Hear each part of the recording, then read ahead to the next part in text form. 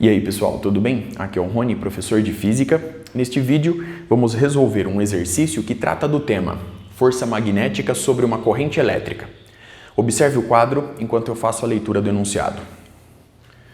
Um fio com 13 gramas de massa e 62 centímetros de comprimento está suspenso por um par de contatos flexíveis na presença de um campo magnético uniforme de módulo 0,44 Tesla.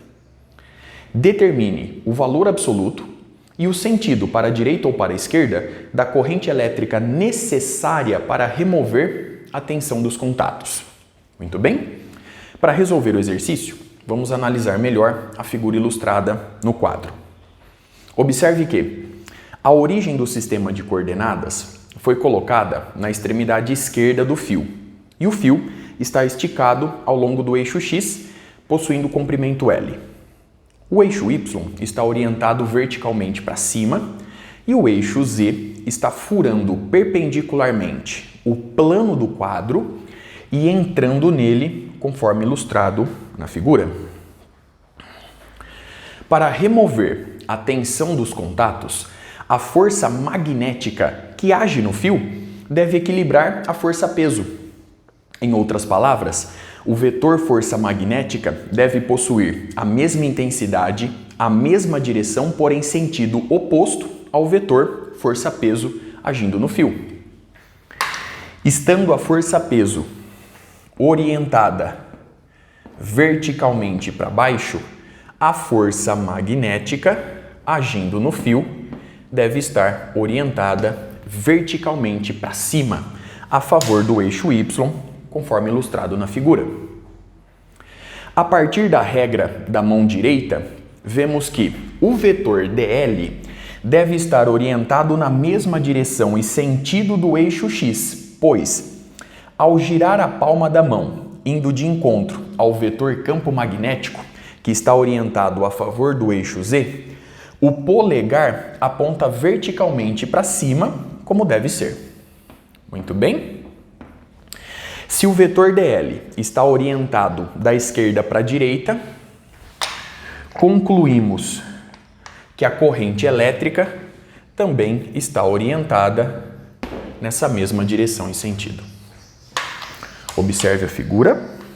A partir de agora, eu vou igualar o módulo da força magnética ao módulo da força-peso para determinar o valor de I.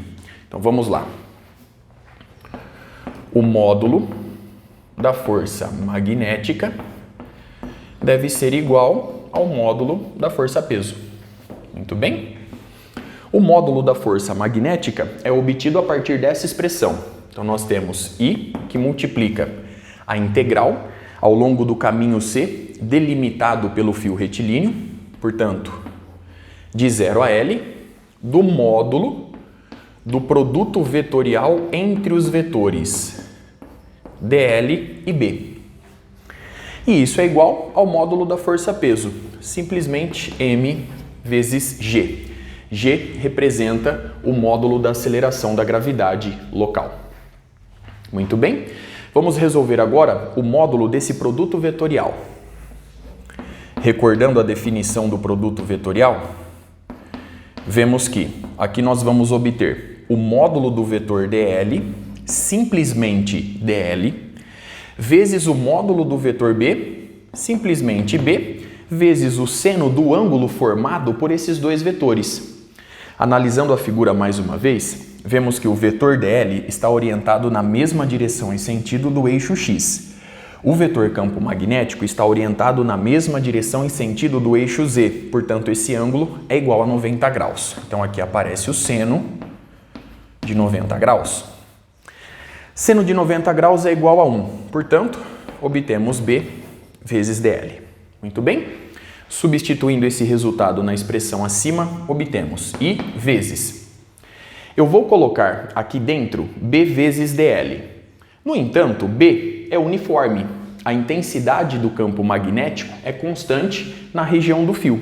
Portanto, eu posso colocá-lo em evidência, eu posso retirá-lo da integração. Então, I vezes B vezes a integral de 0 a L de dl. E isso é igual a mg. Muito bem? A integral de dl é justamente L, de 0 a L, pelo teorema fundamental do cálculo, nos dá I vezes B vezes L. E isso é igual a mg. A partir dessa igualdade, vemos que a intensidade da corrente elétrica I é dada pela razão M vezes G sobre B vezes L. Muito bem?